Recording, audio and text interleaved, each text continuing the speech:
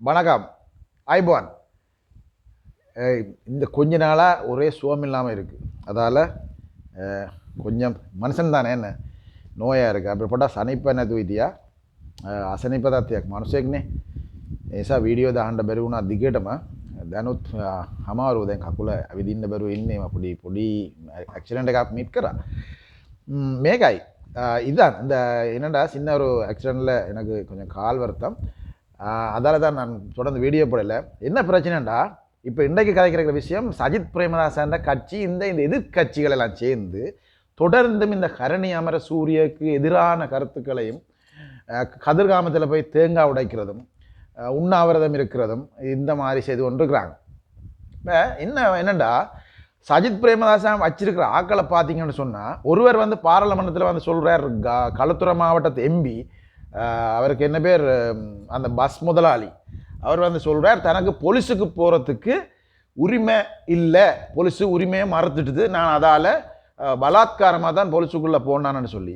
உண்மை என்னன்னு சொன்னால், அவர் வந்து பொலிஸில் போய் ஜகத் விதான் அவர் போய் பொலிஸில் கேட்குறார், உள்ளுக்கு போகணும் வாகனத்தோட, வேறு டிஃபெண்டரோட உள்ளுக்கு போகணுமாண்டா. ஆனால் கேட்டில் இருந்து அந்த வீடியோ இருக்குது. போலீஸார் சொல்கிறாங்க இறங்கி வர சொல்லி. அதானே இப்போ எல்லாருக்கும் நீதி சமமானு சொன்னால், அவை முந்தி பழைய ஆட்சியில் வந்து அவையெல்லாம் உள்ளுக்கு போகிறது கேட்டு திறந்தோன்னு உள்ளுக்கு போய் அங்கே ஓய்சின ரூமு பக்கத்தில் நிற்கிறது. அதால் அப்போ அவை அங்கே போக இயலாது. அப்போ கேட்டு இறங்கி மற்ற பொதுமக்கள் மாதிரி உள்ளுக்கு போகணும் நடந்து. அப்போ இறங்கி வர சொன்னால் அவர் இறங்கி வந்து உள்ளுக்கு கதவை திறந்தோண்டு இது மாலிமாவை போலீஸு, அதாவது வந்து இது திசை காட்டி என்பிபி போலீஸ் ஆகுது, இல்லாட்டி ஸ்ரீலங்கா போலீஸானு கேட்டோன்னு போகிறார். அவள் போயிட்டு இப்போ வந்து பாராளுமன்றத்தில் என்ன சொல்கிறான்னு சொன்னால், என்ன பொலிஸுக்குள்ளே போக விடையில நான் பலாத்காரமாக தான் போனான், எந்த சிறப்புரிமை வந்து மீறப்பட்டிருக்கேன்னு சொல்லி பாராளுமன்றத்தில் கத்துறார். கிட்டத்தட்ட அர்ஜுன ராமநாதன் மாதிரி தான் அவரும் ஒரு அர்த்தம் இல்லாமல் பொருத்தம் இல்லாத கதையில் தான் சொல்லுவார். அவர் போய் அங்கே அவர் அசிஸ்டன்ட் வந்து ஒருத்தர் போய் அங்கே கேட்டில் சொல்கிறார், பார்லமெண்ட் மந்திரி வந்திருக்கிறாருன்னு சொல்லி. அப்போ போலீஸார் சொல்லி நம்ம அந்த வீடியோவில் இறங்கி வர சொல்லுங்கன்னு சொல்லி, அப்போ அதுக்கு பிறகு இவருக்கு அப்செட் ஆகுது. அந்த கேட்டில் நிற்கிற அசிஸ்டண்ட்டுக்கு இவர் போய் அங்கே சொல்கிறார், அவர் அங்கே இருந்து இறங்கி வந்து இது என்பிபி போலீஸா இல்லாட்டில் என்ன ஸ்ரீலங்கா போலீஸான்னு கேட்டுக்கொண்டு உள்ளுக்கு போகிறார். அப்போ அவர் வந்து இறங்கி அவர் வந்து போகிறார். அப்போ இறங்கி வர சொல்கிறாங்க, அப்போ இறங்கி போகிறார். வர சொல்லாமல் இல்லை, இவர் சொல்ல தன்னை தடுத்தது தான் பலாத்காரமாக தான் உள்ளுக்கு போகிறேன்னு சொல்கிறார். இப்படியாப்பட்ட ஆக்களை வச்சுக்கொண்டு தான் சஜித் பிரேமதாசன் 2019 முயற்சி பண்ணி, இப்போ 2024 முயற்சி பண்ணி 7ஆம் 29 ஜனாதிபதியாகிறது கனவு காண்றார். ரெண்டாவது அப்போ ஜகத் வினாதை எவ்வையான பொய்யை இந்த பாராளுமன்றத்தில் சொல்லிக்கிறார், பச்சை பொய்யை சொல்லிக்கிறார். பச்சை பொய் திரும்ப பச்சை பொய்யே சொல்கிறார் பாராளுமன்றத்தில். தனக்கு சிறப்புரிமை மீறினதுன்னு சொல்லி சபாநாயகருக்கு கேட்டிருக்க, சிறப்புரிமை மீறின சம்பந்தமாக பேசணும் நேரம் தர சொல்லி. அவரும் நேரம் கொடுக்கல, சிறப்புரிமை அங்கே ஒன்றும் மீறப்படையில. ஆனபடியா பாராளுமன்றத்தில் எது பேசுவோம்னாலும் ராமநாதன் அப்படித்தான் எதையும் விளாசி தள்ளி விடுறது. பச்சை பொய்யை அங்கே ஜகத் விதான சொல்லிக்கிறார். இப்போ இந்த மாதிரி பொய்யர்களை வச்சுக்கொண்டு தான் சஜித் பிரேமதாசன் ஜனாதிபதியாக போகிறார். அடுத்தவர் சரித் அபேசிங்கன்னு சொல்லி. இவர் எப்பேற்பட்ட கள்ளனண்டா, இவர் திருடன்.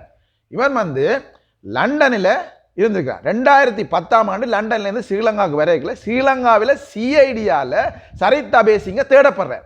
கைது செய்கிறதுக்கு ஆயத்தமான டக்குன்னு இதை அறிஞ்ச உடனே ஆன் த ஸ்பாட்டில் திருப்பி ஒரு வீசா அடிச்சுக்கொண்டு டிக்கெட் எடுத்துக்கொண்டு லண்டனுக்கு ஓடி போயிடுறார். லண்டனுக்கு ஓடி போனால் ஹீத்ரோ ஏர்போர்ட்டில் வந்து சரித் அபேசிங்கவை கைது செய்கிறாங்க.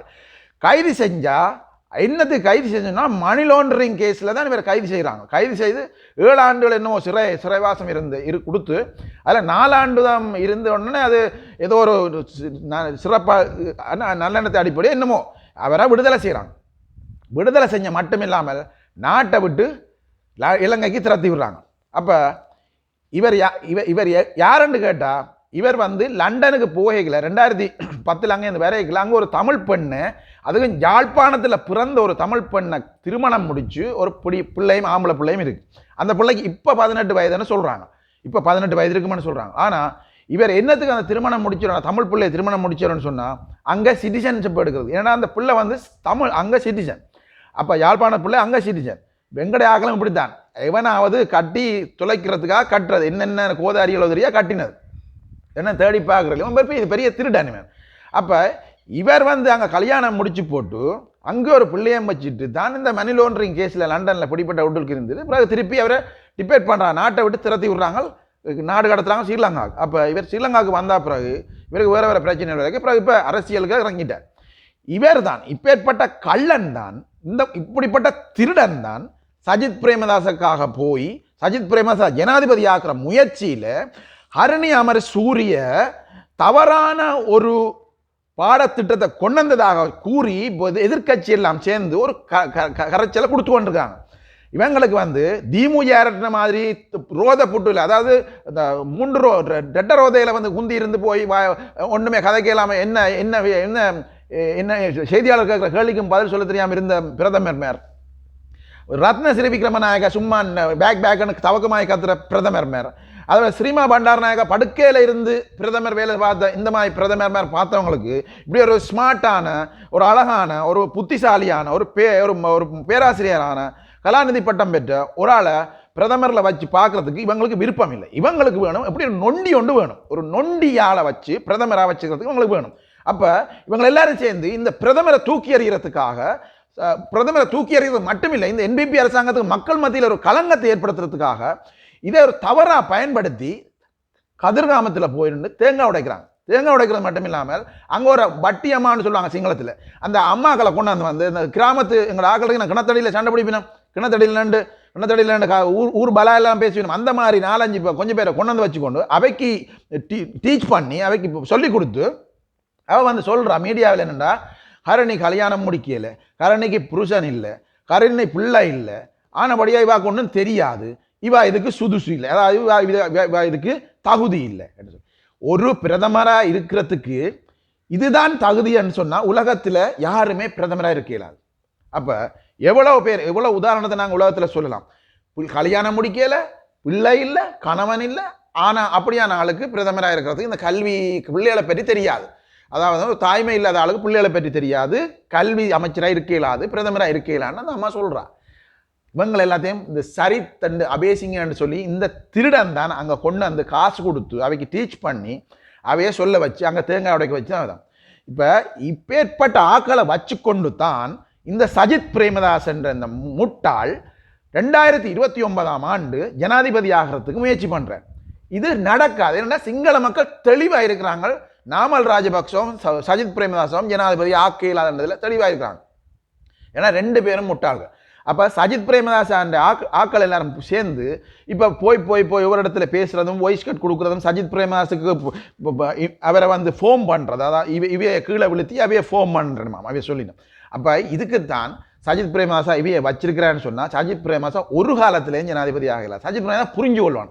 சஜித் பிரேமதாஸ் சம்பந்தமாக டலஸ் அழகப்பெருமா ஒருக்க சொல்லியிருந்தேன். என்னன்னு சொன்னால் சன்ஸ்கிருதிக்கு அமாத்தியான்னு சொல்கிறது, அது கலாச்சார அமைச்சுக்கு சொந்தமான காசை கையாடல் செஞ்சு தண்ட தேர்தலுக்கு நிதி செலவுக்கு பயன்படுத்தினதாக ஒரு குற்றச்சாட்டை டலஸ் அழகப்பெருமா முன் வச்சிருந்தார். அப்போ இது நாங்கள் சொல்லல. அப்போ அவர் பாராளுமன்ற உறுப்பினர் இவரால் அவர் ஜனாதிபதியாக நிறுத்தப்பட்ட பிறகு அந்த ரணிலோட போட்டியுடைய பார்லிமெண்ட் 134 அந்த கலதைகள் 134 பேர் சேர்ந்து ரணில ஜனாதிபதி ஆக்கினாங்களே அந்த விஷயத்தில்.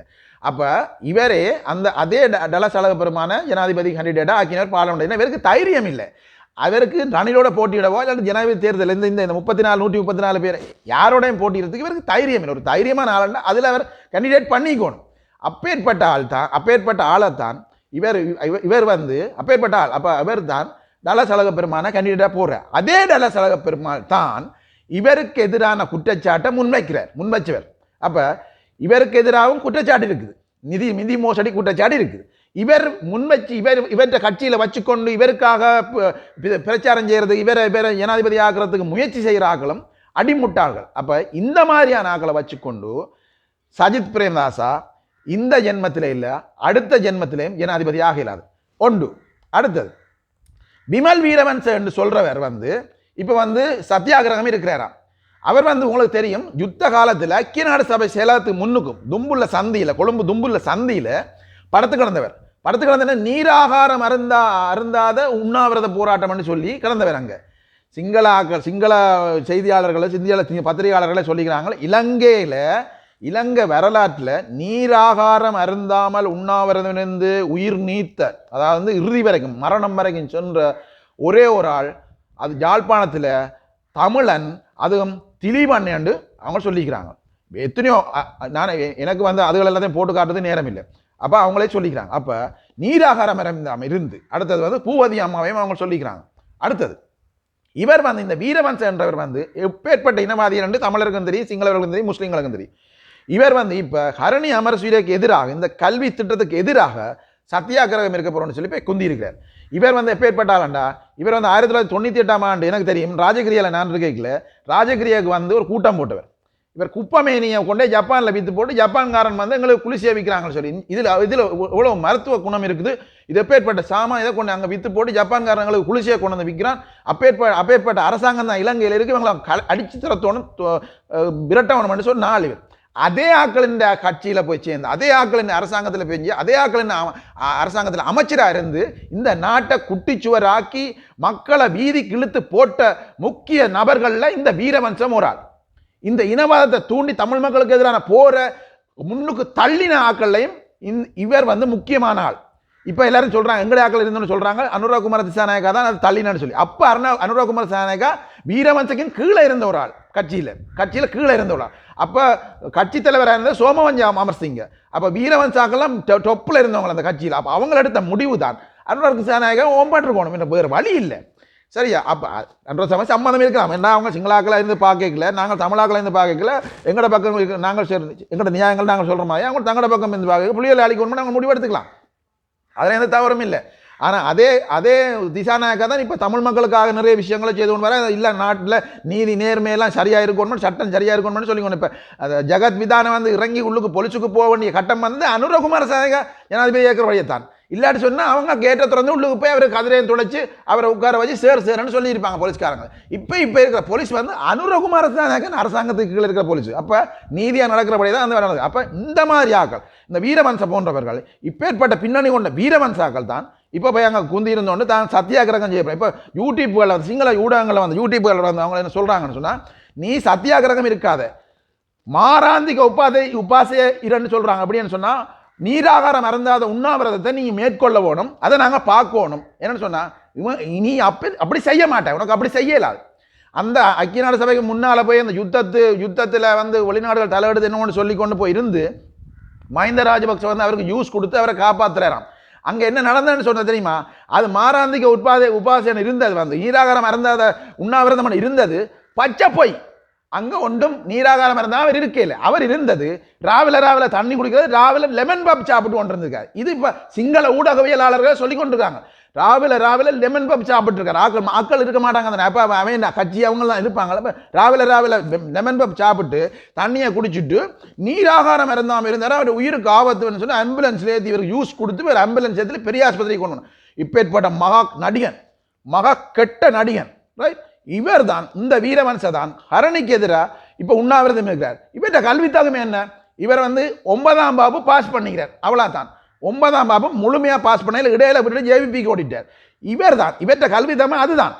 இப்பேற்பட்ட கல்வியாளன் தான், இப்பேற்பட்ட வீரவன்ச தான் சிங்கள மக்களால் பரிகாசம் பண்ணப்படுற தும்புல்லே விமலே என்று சொல்கிற பரிகாசம் பண்ணுற வீரவன்ச தான், பனிக்கான்னு சொல்ற வீரவன்ச தான், சிங்கள மக்களால் பனிக்கான்னு சொல்லி பட்டம் கொடுத்து அழைக்கப்படுற இந்த வீரவன்ச தான் ஹரணி அமரசூரியக்கு எதிராக போய் உண்ணாவிரதம் இருக்கிறாராம், சத்தியாகிரகம் இருக்கிறாராம். இப்போ இவை தான், இப்பேற்பட்ட ஆக்கள் தான் இந்த நாட்டில் இவ்வளவு காலம் ஆட்சியில் இருந்தவை.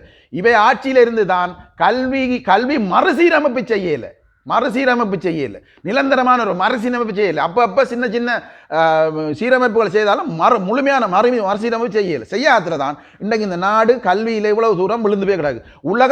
உலகத்தரத்தோடு இன்றைக்கு உலகத்தில் இருக்கிற தொழில்நுட்ப வளங்களோட மோதக்கூடிய இன்றைக்கு நாடுகளோட போட்டி போடக்கூடிய தரத்தில் இலங்கை கல்வி தரம் இல்லை. அதனால தான் இதை மாற்றி அமைக்கணும்னு சொல்லி கொண்டு வந்த கல்வி தரத்தை தான் இப்போ இது இல்லாமலாகணும்னு அவங்க நினைக்கல. அவங்க இருந்தாலும் கொண்டு வரதான் வேணும். ஆனால் அவங்களுக்கு என்னண்டா, அவங்களுக்கு ஒன்றும் இல்லை, இப்போ பேசுறதுக்கு எதுக்குமே இல்லை. பேசுறதுக்கு, இந்த அரசாங்கத்தை வீழ்த்துறதுக்கு, இந்த அரசாங்கத்தை வீட்டுக்கு அனுப்புறதுக்கு, இந்த அரசாங்க மக்கள் மத்தியிலேருந்து அவங்களுடைய இமேஜை குறைக்கிறதுக்கு இவங்களுக்கு பேசுறதுக்கு எதுவுமே இல்லை. அங்கங்கே தொங்கி பார்த்தாங்க, எல்லா இடமும் தொங்கி பார்த்தாங்க, ஒரு இடமும் தொங்க இல்லை. மிகுந்தலைக்கு போய் அந்த ஆமத்துறை தூண்டி விட்டாங்க. அவற்றை சில்லெடுப்புகள் எல்லாம் வெளியால் வந்துடுது. இப்போ அவர் நிர்வாணமாக இருந்த வீடியோக்கெல்லாம் வெளியால் வந்து, பொம்பளையோட படத்துக்கு இருந்த வீடியோ எல்லாம் வந்து, அவர் எப்பேற்பட்ட ஆசாமி என்று சொல்லி இப்போ வெளியே வந்துடுது மிகுந்த ஆமத்துறை சம்பந்தமாக. இப்போ அவரை பற்றி இவைக்காக கதைக்கு போய் அவர் மாட்டிட்டார். இப்பேற்பட்ட ஆக்களை வச்சு கொண்டு தான் இந்த நாமல் ராஜபக்சே, இந்த சஜித் பிரேமதாசா போன்ற ஆக்கள் ஜனாதிபதியா 2029 ஜனாதிபதியாக வர முயற்சிக்கிறாங்க. ஆகவே மக்கள் முட்டாள்கள் இல்லை. இப்போ வந்து மக்கள் கையில் மீடியா இருக்குது, மக்கள் ஒவ்வொருவரோட கையிலையும் மீடியா இருக்குது. இவங்க என்ன சொல்கிறாங்கன்னு சொல்லி அவங்க அலசி ஆராய்ஞ்சு தான் பேசுகிறாங்க, எல்லாரும் முடிவெடுக்கிறாங்க. ஆகவே கடந்த காலங்களில் இந்த ரூவாங்கனியில் இலங்கை ஒலிபரப்பு கொடுத்தாவனத்தில் சொல்கிற செய்திகளை நம்பி வாக்களித்த மக்கள் இலங்கையில் இல்லை. இப்போ முட்டாள்கள் இப்போ இல்லை. இந்த முட்டாள்கள், இந்த சஜித் பிரேமதாசா ஒரு முட்டாள், ஜெகத் விதான ஒரு முட்டாள், வீரவன்ஸ் ஒரு முட்டாள், இந்த முட்டாள்கள் சம்பந்தமாக தான் இப்போ மக்கள் ஒரு ஒரு விரக்தியில் இருக்கிறாங்க. இந்த நாடு இவ்வளோ ஒரு ஆபத்தில் விழுந்து இவ்வளோ ஒரு சேதமடைஞ்சு இந்த நாடு புனரமைக்கப்பட்டு கொண்டிருக்குது, வெளிநாடுகள் உதவி செஞ்சோன்றிருக்குது, அரசாங்கம் வேகமாக வேலை செஞ்சோன்றிருக்குது. இந்த நிலைமையில் இவங்களுக்கு அரசியல் இல்லாமல் போன பயத்தில் மக்களை திசை திருப்புறதுக்கு, டைவர்ட் பண்ணுறதுக்கு தான் இந்த வேலை செய்கிறாங்களே தவிர வேறு ஒன்றும் இல்லை. வேறு எந்த விதமான பிரயோசனமும் இல்லை. இதில் மக்களை டைவர்ட் பண்ணி தங்கட பக்கம் திருப்பி அரசாங்கத்துக்கு கெட்ட பேரை உருவாக்குறேன். ஏன்னா அவங்களுக்கு தெரியுது அரசாங்கம் பயங்கர வேகமாக போய்கொண்டிருக்கு, நிறைய அழிஞ்ச இடங்கள்லாம் மழை மலண்டு வேலை நடந்து கொண்டிருக்கு, ரைட், காசு வந்து கொண்டிருக்குது, வேலை நடந்து கொண்டிருக்கு, முடிவுகள் எடுக்கப்பட்டு. ஏன்னா அதை பற்றி பிஸியாக இருக்கிறேன், இதை அவைக்கு தெரிஞ்சிட்டுது. அதால் தான் இவைக்கு இந்த கல்வி கொள்கையில் தொங்கி கொண்டிருக்கணும். அதில் சின்ன பிரச்சனை வந்திருக்கு, அது எல்லாருக்கும் நாட்டுக்கே தெரியும். ஆனால் அதை வந்து என்ன நடந்ததுன்னு சொல்லி தேடி பிரச்சனை தீர்க்கிறதுக்கான முடிவு எடுக்கப்பட்டு இருக்குது. சரி, அதை தான் நிரந்தரமான முடிவுன்னு சொல்லி இவங்க நினச்சி கொண்டு இவங்களுக்கு வந்து தெரியும் அது என்ன நடந்திருக்கு. இவங்களோட ஆட்சி காலத்துலேயும் வேறு சின்ன சின்ன பிள்ளைகள் வந்தது. ஆனால் இவங்கள் வந்து தொங்க இடம் இல்லாமல் ஹரணின்ற தலைப்பு சீலையில் தொங்கி இப்போ தான் வீரர்கள், தாங்கள் தான் தேசப்பட்டார்கள், தாங்கள் தான் இந்த ஆட்சிக்கு வரணும், தங்களமாயாக்கலாம் இந்த ஆட்சியில் இருக்கணும்னு சொல்லி விரும்புகிறாங்க. அதான் உண்மை. அதை விட்டு போட்டு மக்கள் இவங்களை கதையை கேட்டு ஏமாறதுக்கு தயாராக இல்லை. சஜித் பிரேமதாசா புரிஞ்சு கொள்ளணும். அவரை சுற்றி இருக்கிற ஆக்களை பார்த்து முதல்ல அவரை தெளிவாக அவையை பற்றி ஒரு அனலைஸ் ஒன்று பண்ணணும். இவருக்கு எப்படி கைட் பண்ணுறாங்க, இவர் இப்படியான முடிவெடுக்கிறதுக்கு காரணம் என்னென்னு பார்த்தா அவரை சுற்றி ஒரு குரூப் ஒன்று இருக்குது. அந்த குரூப் தான் இவரை இந்த முட்டாள்தனமான முடிவெடுக்கிறதுக்கும் இந்த மாதிரி ஆக்களை முன்னுக்கு விடுறதுக்கும், சரிதா பேசிங்க திருடனை முன்னுக்கு விட்டு கதிர்காமத்தில் போய் தேங்காய் உடைக்க வைக்கிறதுக்கும் வேலை பார்க்குறாங்க. ஆகவே சஜித் பிரேமதாசாண்ட இந்த போமிலா எடுபடாத இனிமேல். ஆகவே சஜித் பிரேமதாசா வேலையை பார்த்துக்கும், வேறு வேலையை பார்த்துக்கொண்டு போகலாம். எதிர்கட்சி தலைவராலும் அடுத்த முறை வரதுக்கு சான்ஸ் இல்லை, வேறு வேலையை பார்த்துக்கொண்டு போகிறது தான் நல்லது. ஆகவே மக்கள் வந்து இந்த மூவின மக்களும் இலங்கையில் தெளிவாக இருக்கிறாங்க. ஆகவே இதை பற்றி மேலும் மேலும் கதைக்கிறதுக்கு எனக்கு விருப்பம் இல்லை. இப்போ இந்த சம்பவங்கள் நடந்தபடியாக இதை ஒன்று கதைக்கு ஒன்று நினைச்சுன்னா, இதை சொல்ல ஒன்று நினைச்சுன்னா, ஆகவே தான் இந்த வீடியோ பண்ணேன். நன்றி, வணக்கம்.